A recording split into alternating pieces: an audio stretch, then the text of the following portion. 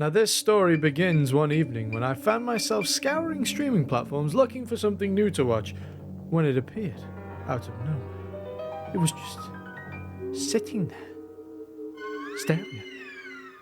And I stared back, in disbelief. And this is the tale of that one time I stumbled upon and then watched a low-budget fan-made live-action Yu-Gi-Oh movie. Okay, so the title needs a little bit of work, but you get the idea. Time to Duel, a live-action Yu-Gi-Oh movie. Now, I have no idea how this managed to fly under my radar. The only explanation that I can muster so far is that it must have been in development at Lockheed Martin in conjunction with their 6th generation multi-role stealth fighters in order to remain completely undetectable to me. But when I reached out to Lockheed Martin and asked them, hey, have you been working on a Yu-Gi-Oh movie? They told me to go away and put the phone down. Now, I don't know about you, but that sounds an awful lot to me like they're trying to hide something. Now, you might be thinking to yourself, hold on. Low budget, fan made, live action Yu-Gi-Oh movie. All those words in the same sentence doesn't exactly inspire confidence. You'd be right. And you might even think, hey, that sounds like a recipe for a disaster so perfect it could only have been comprehended by the world's most sophisticated AI, whose job it is to exterminate the human race exclusively using cringe as a weapon. And you would be more right than you might think. So, let's take a look at Time to Duel. And the intro has all the charm of an adult movie from the early 2000s, mixed with what is one of the most epic dueling songs since Deliverance. I tell you what, you gotta love the composition style of picking a preset arpeggiator, pressing one single note, letting it loop, and then calling that a song.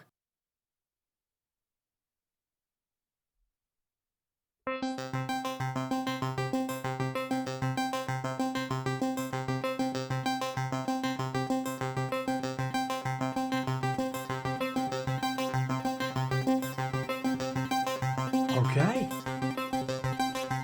I think that's done. We're in a song.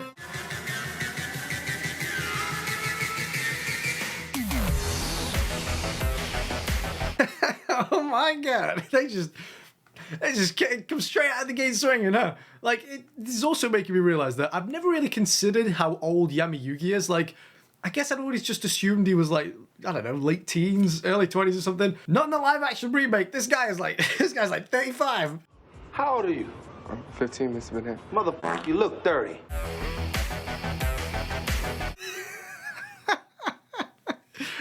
So much effort into Yugi's hair and his outfit. They even put like a regular ass work belt around his neck. And then Joey's just a guy.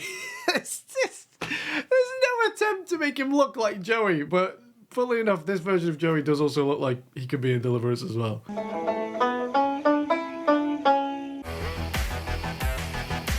Okay, Tristan actually looks pretty good. He's got the whole spike thing going on. He's got like the pop collar, he's got the right colour jacket.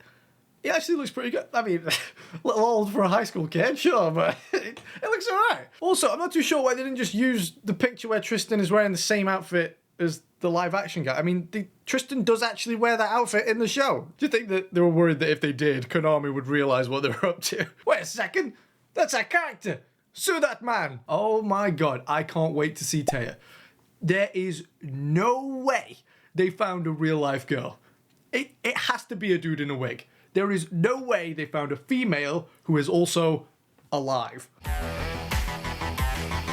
She has to be one of their sisters or one of their girlfriends or both. And what's with the 1,000-yard stare and the fist for? That's not what Taya does. I mean, she does do the whole, I know Yugi can win because he has the power of friendship and he believes in the heart of the cards. But this is a little more, hey man, if you don't stop staring at me, I'm gonna punch your face off, you daft gummy.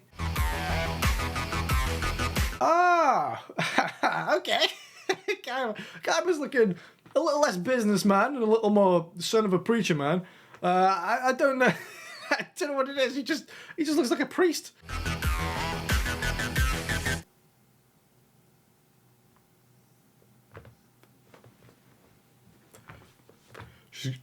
She's got blonde hair. Okay, Mukaba doesn't look too bad. I don't know why you got rid of his bangs, but it's close enough. okay, Brandon Keith looks alright. You know, he's got the glasses, he's got the bandana going on. Okay, I'm trying so hard to convince myself that this isn't an adult movie. I can assure you it isn't. This is a movie suitable for all audiences, but I just feel like some heavy weaponry could be pulled out at any moment. You know what? I was going to make fun of it, but it's actually not that bad. I mean, it looks way better than some of the other characters. Also, I feel like I should point out the fact that this movie has not been licensed or funded by Konami in any way. I know that'll surprise some of you, but on a serious note, this is on Amazon Prime. Like, you can go on Amazon Prime and watch this right now. Are you allowed to use, like, names, art, and likenesses from the original like that? I'll be honest and say, I don't even have the slightest clue when it comes to the legalities of copyright when it comes to movie streaming. But I would not be surprised if Konami slapped these guys with a very big cease and desist.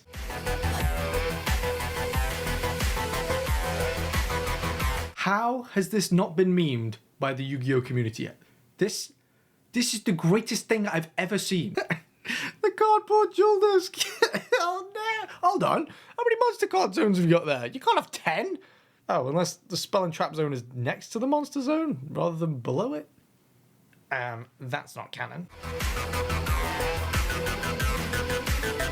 That hard cut to a JPEG is just, oh, it's magnificent. Shout out to Dan O'Neill, who is the director of photography for this production. And they weren't kidding about photography, because that is definitely a still image. As the boy grew, his grandfather gave him the millennial puzzle. Wait, did he just call it the millennial puzzle, not the millennium puzzle? The millennial puzzle. If you're adding little changes to try and sort of dance around Konami's copyright, you're gonna have to do a little bit better than that. You were just using screenshots from the original in the intro, changing it from millennium to millennial. I mean, come on. I'm also going to assume that's why the millennial puzzle is also looking a little more rounded than the original. The live action rendition is looking a little more like an ancient Egyptian breast implant. And talking of breast implants, a word from today's sponsor, who has nothing to do with breast implants. And today's video is brought to you by MSI, and they've sent me the MAG 323 UPF to check out, which is a 32-inch 4K monitor designed with gaming in mind. In the box we have the user manual, HDMI and display cables included, USB, standoffs for mounting, power cables, and a solid base plate and an equally robust arm to support the monitor, which also includes a cutout for cable management. And then of course the panel itself, and the first thing that struck me was just how good the anti-glare is. And this thing is pointed directly at an exposed ceiling light and is just eating it up. Carbon fiber, brushed steel, matte and gloss finishes that you can turn, tilt and lift the screen, whilst the solid base plate keeps it anchored to the desk. If, like myself, you prefer to VESA mount your monitors, then you can go right ahead. Weighing in at 6.8 kilograms, it falls easily within the capacity of almost every monitor arm on the market. And with rapid IPS, a refresh rate of 160 Hz and FreeSync Premium Pro for AMD users, the image it produces is as smooth as it is laser sharp, making it perfect for editing my YouTube videos and thumbnails with, and of course, it'll tear its way through any game you throw at it. So, if you are in the market for a new performance monitor, make sure to go and check out MSI with the link down in the description, and a big thank you to them for bringing you this video. Yes, thank you very much, MSI. I'm very sorry. Back to the movie, because I'm dying to know what's going to happen with Yu-Gi-Oh! And the millennial breast enhancement. When Yugi solved the puzzle, he unlocked ancient magical energies and became Yami Yugi. Yugi's destiny is to defend the world from the return of the Shadow Games. Whoa, okay. Number one.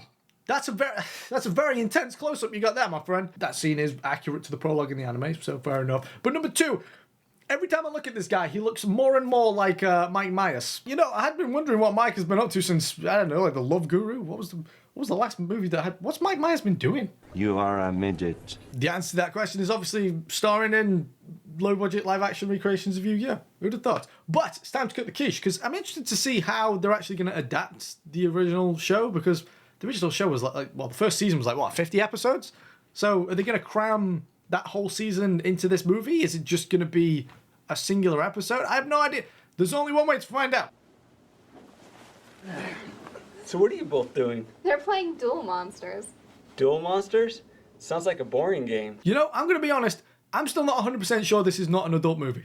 Johnny Sins could walk in at any moment and I'd be like, of course.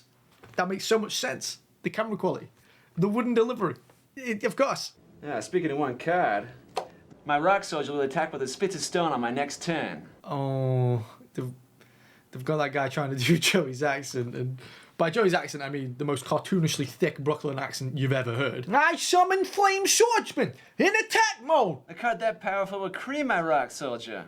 Lejeune attacks your rock soldier. I lost again. Don't worry, Joey. It just takes practice. Well, it's good to see that Joey is just as garbage at dueling in this as he is in the original show. Very accurate, nice little touch there. How that guy managed to win as many duels as he did in the show, I have no idea.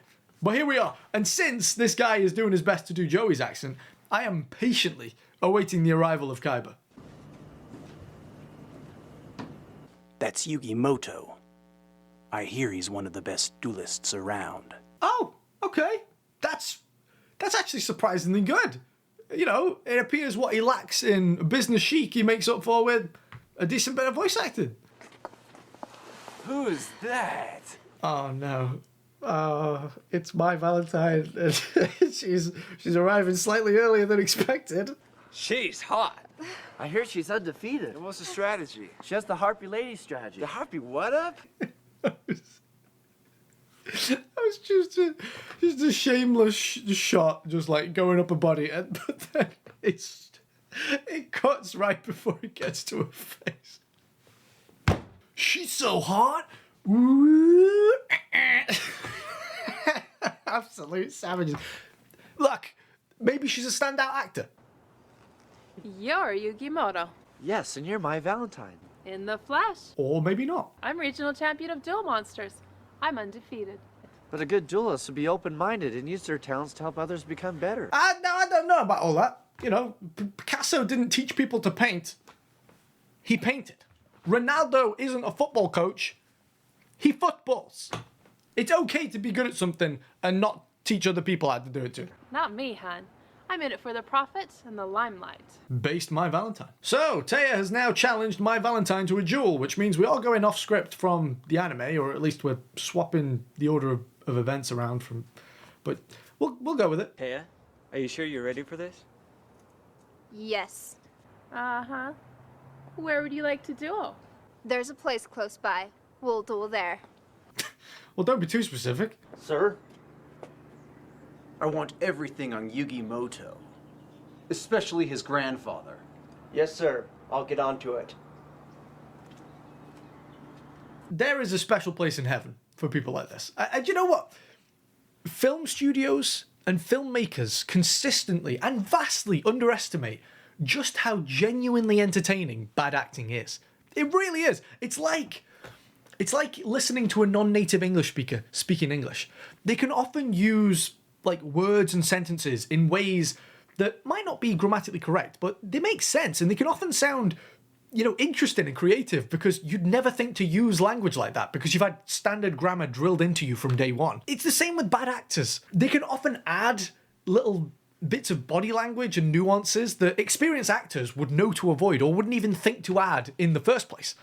So seeing bad acting on screen is really refreshing, you know, because you don't often see it on screen unless you frequent certain adult websites or Disney Plus. Damn, I haven't seen one of those playmats in a long ass time. They're the ones that used to come with the structure decks back in the day. They probably still do. I haven't bought one in a long time. I've grown up, you see. I spend my money wisely, like an adult, not on childish stuff like that. I'm diversifying my portfolio. Been working on my God card collection. Got to get a playset of each edition. If any of you boys are selling the Game Boy promos, by the way, hit me up. I'll lick your pockets.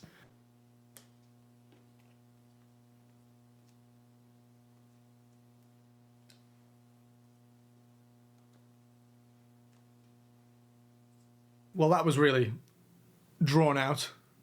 Get it? Because it took a long time. Drawing cards. Drawn out. I want to jump in front of a bus. I'm ready for you, Mai. I lay one card face down and I normal summon Petite Angel in attack mode. What? Your Honor, that's illegal! She went first and she didn't even T-set. Is this classic Yu-Gi-Oh or not? I lay one card face down and I normal summon my Harpy Lady. Lucky draw. Why would you think that's lucky? You know she has a Harpy deck. She's told you multiple times already. That is the one card her entire deck is based around. And if you're then surprised when she pulls one, I don't know what to tell you. I don't think this game is for you. On the flip side though, if you like wearing hats that were popular during the early half of the last century and don't enjoy bathing, or anything that could be construed as being hygienic, then the game of Yu-Gi-Oh! Is definitely for you. Welcome home, chap. Hang on, Taya. Yeah, Taylor, we're behind you. Hold tight. Okay, that dude looks like Tristan, but he definitely doesn't act or sound like him. Huh?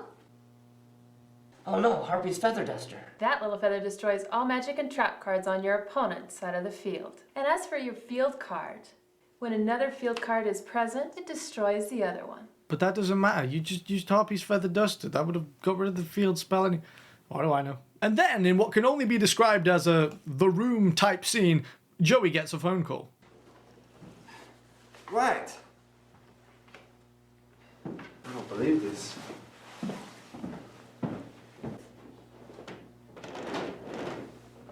End of turn. No one addresses it. They just move on. Meanwhile, Joey sounds like he's just failed his prostate exam. I don't believe this. Well, just like in the show, Joey's sister is in need of a delicate and very expensive medical procedure. My sister's Serenity. She's had a disease and her eyes progressed to a level that needs a delicate operation done, but it costs $500,000. Ooh, $500,000. That's a lot of paper bills, Jack. If only there was an upcoming Duel Monsters tournament that had a grand prize of exactly that amount. If you win the prize money for your sister, then it will help her. Probably won't be enough. It's $500,000 prize money, huh? That'll be enough to cover Serenity's operation. Yeah, no shit, Joey. It's almost as though they're the exact same amount. But just before Joey can compete in the tournament, he needs $200 for the entry fee. So they go and see Yugi's grandpa, who is slightly more camp than I remember. Also, Grandpa, we were wondering if you could show them your ultra rare card? My special card? Yes. Okay. He's pulling his cock out! Well, just like in the show, Kaiba then bursts into Yugi's grandfather's card shop and demands that he either sells or trades his Blue Eyes White Dragon. It's all very faithful to the original anime until they come to leave the store.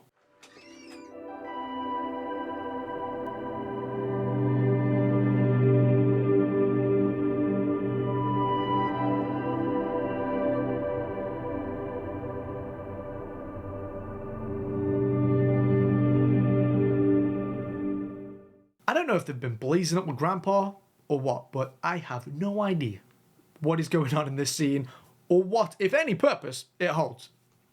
Not a clue. Welcome to my brother's domain. What? Mug was like 7 foot tall. You remember this guy, right? Yeah, he's famous for 2 things. And that's being kidnapped way too often and not being 7 foot tall. In the intro, I was like, oh yeah, he looks just like him. Real faithful.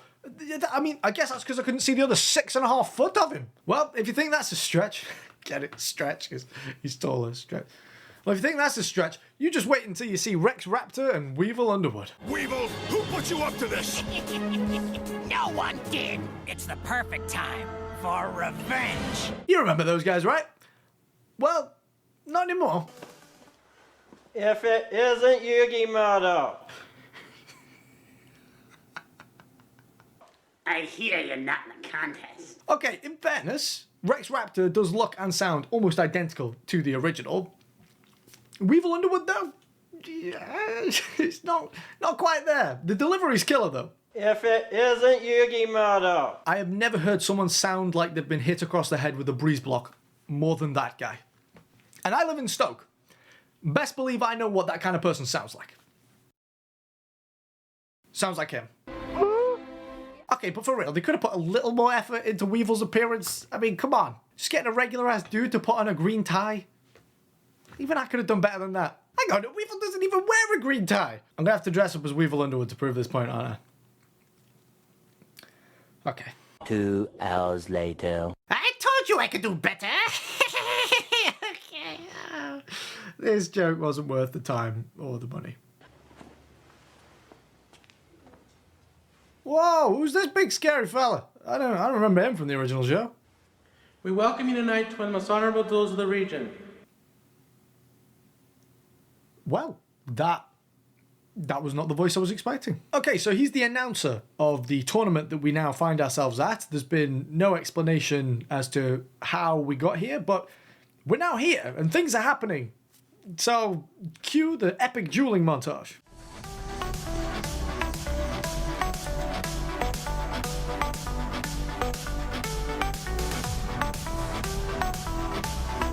And during this montage, they've obviously asked the talent to, using the word talent quite loosely there, they've obviously asked the talent to make various reactionary expressions. And once again, Weevil Underwood doesn't disappoint.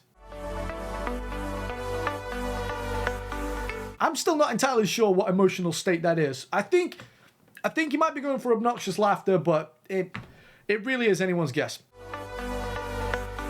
I don't know, actually, it could be epilepsy. He's unreadable. He's enigmatic. This man truly is the Mona Lisa of modern thespians. Damn, that is a strong dap you got there, my boy. I don't know how Taya's going to follow up on this surge of masculine energy. Ah yes, the classic punch a homie in the heart technique. It's a tried and trusted dap. It's been passed down through generations of alpha males. Great technique, great form. So, Joey has fought his way through the tournament and now finds himself in the final. Now, I know what you might be thinking. Isn't this the same Joey who, not 20 minutes ago, didn't even know the basic rules of the game, and now, because his sister might go blind, he's somehow found the ability to start topping tournaments? Yeah, pretty much. So it's just like the original show. Nicely done. So, it's the final duel in the tournament, and to help build tension, the filmmakers have decided not to opt for cheap, dramatic music and instead have gone for dead silence with the occasional sound of one of the characters sitting down.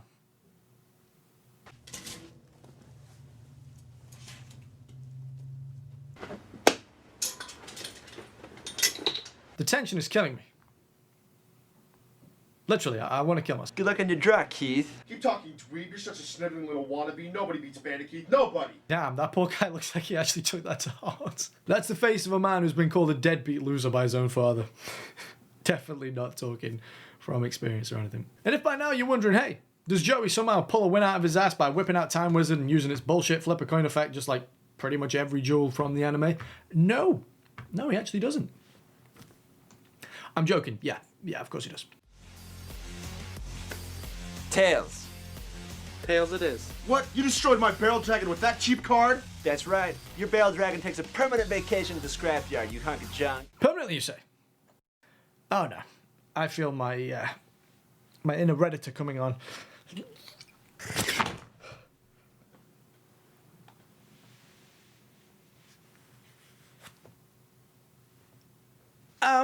Actually, if you would allow me a moment of your time to deconstruct what it is that you just said, and I will be outlining why it is that I believe that you are an invalid human being whose brain needs to be donated to people with small brains research. You said that Barrel Dragon had been permanently removed from the field, but Barrel Dragon has no summoning restrictions, so Bandit Keith could easily just use a card like Monster Reborn, which was in everyone's deck during the Yu-Gi-Oh! Classic era, and if you weren't such a casual, mouth-breathing NPC, you would know something like that, or wouldn't you? What just happened? I just blacked out. Did I miss something? Well, I'm gonna kill you. Nothing like being raised on the streets. Well, Joey wins the duel, and then so proceeds what is one of the most triumphant scenes from modern cinema.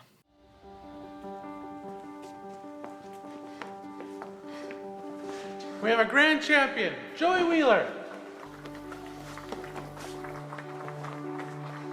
I mean, they did themselves dirty with that. They could have added like a slightly louder applause sound effect, or maybe an applause sound effect that didn't sound like Grandma and a friend when they win at bingo.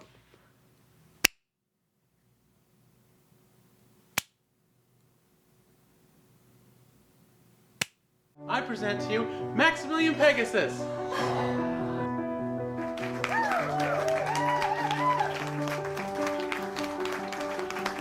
Okay, so Pegasus is finally here, and to be fair to him, it looks like they went out and bought an actual Pegasus costume, so fair dues for that. Question is he going to say the thing? Yu-Gi boy. Here's your prize money. Don't spend it all in one place. Well, it's not for me, but for my sister. Oh, I know. What's that supposed to mean? And boo! He didn't say the thing. But never mind that, because it's time to find out what happened to Yugi's grandfather. Oh, Yugi. I tried to teach him a lesson. Didn't work. This is the greatest movie ever made. The person you should worry about is me.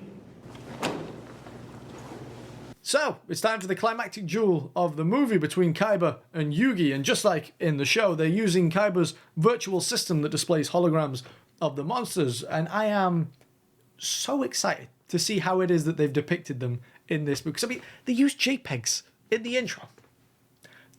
The holograms are going to be JPEGs too, aren't they? Or maybe they splashed out and got PNGs. I don't know. I lay one card face down and summon the Celtic Guardian. It's even better than I imagined. Monsters. Real monsters. And I guess the scene must have been a pickup, because Joey's hair seems to have grown considerably in the time that it took him to walk from one room to another. Funnily enough, I actually suffer with the exact opposite problem to that. That was a bit real. Then I summon the Komori dragon in attack mode. Wait, what? Yugi got an animated one. How come Kaiba got stuck with a PNG? My grandpa's deck has no pathetic PNGs, Kaiba. Sorry. I lay down Pot of Greed, which allows me to draw 2 more cards. Oh, that's what that card does. Wow, it's a good job you got it, because, I mean, it does look like Kaiba's about to beat you, mate. And summon Silver Fang. On second thought, that'll probably stop him. That'll be fine. I soul exchange your mystical elf to bring out my blue eyes white dragon.